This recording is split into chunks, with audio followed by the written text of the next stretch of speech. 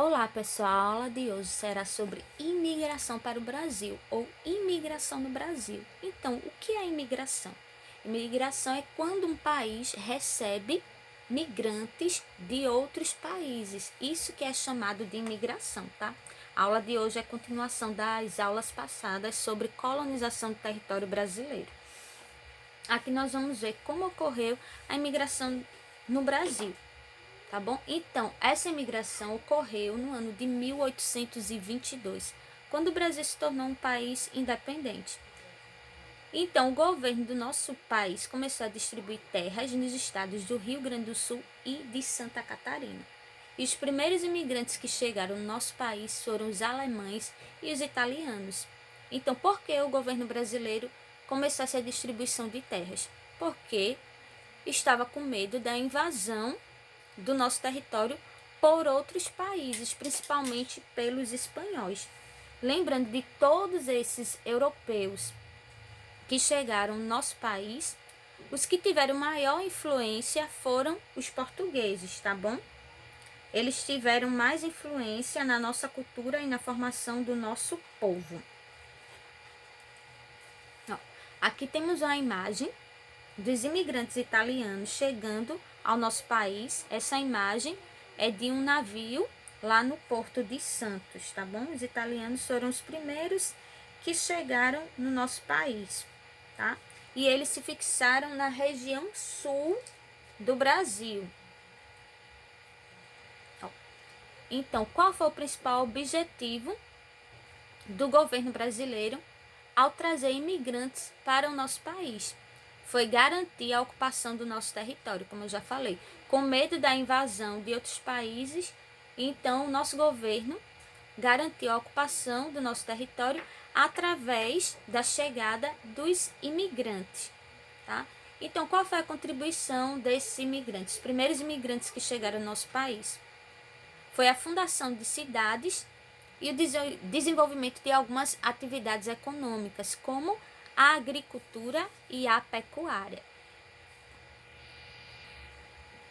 Continuando, aqui temos uma imagem de uma cidade que fica no sul do país. O nome dessa cidade é Gramados e fica lá no Rio Grande do Sul. E eu trouxe essa imagem para vocês perceberem como é a arquitetura de Gramado.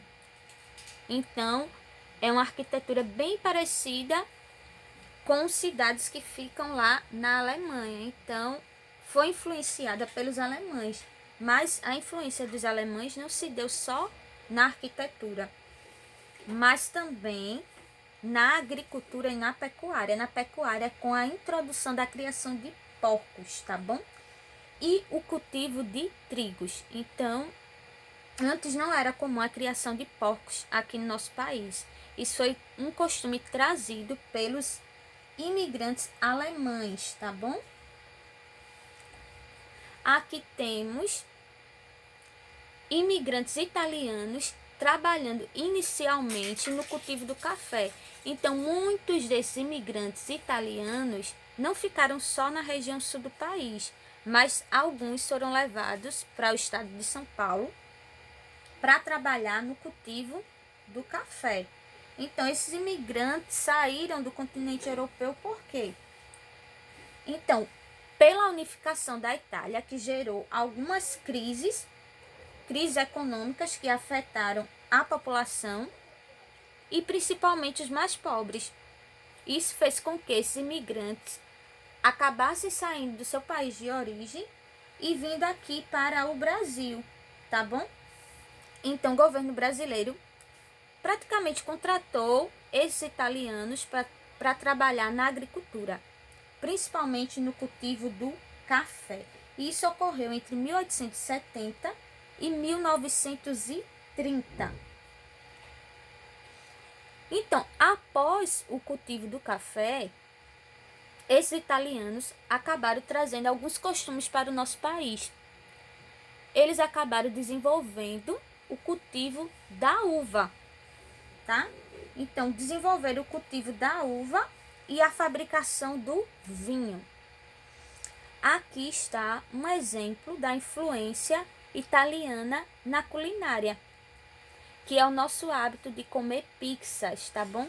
Então, sua influência se deu na culinária também, principalmente nos costumes que temos por comer massas, como lasanha, pizza, macarrão. Então, são costumes dos italianos.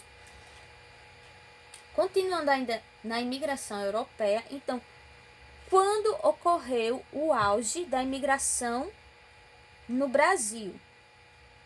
Ocorreu com o fim da escravidão em 1888. No slide está escravidão, mas não é escravidão, tá, minha gente? É imigração. Houve um errozinho na hora da digitação. Então, o maior grupo de imigrantes que entrou no Brasil nesse período, em primeiro lugar, foram os italianos, os portugueses e os espanhóis. Então, mas o nosso país não recebeu apenas imigrantes europeus, mas asiáticos também. Então, dentre esses asiáticos, recebemos sírios, turcos e principalmente os japoneses. E eles começaram a chegar no Brasil a partir do ano de 1908. Aqui temos um gráfico da imigração no Brasil. Esse gráfico vai de 1820 até 1975. Então, em 1820, não era expressivo o número de imigrantes no nosso país, tá? Aí ele vai crescendo a partir dos anos. Quando chega em 1890 a 1899, é o período que o Brasil recebe mais imigrantes. Então, migraram para o Brasil entre 1890 e 1899 cerca de 1.200.000 pessoas. Então, vai crescendo e quando chega na década de 1930 a 1939, houve um decréscimo no número de imigrantes. Por quê? Porque o governo começou a implementar medidas para restringir a entrada desses imigrantes no país. Então, 1940 a 49 tem uma queda no número de imigrantes também.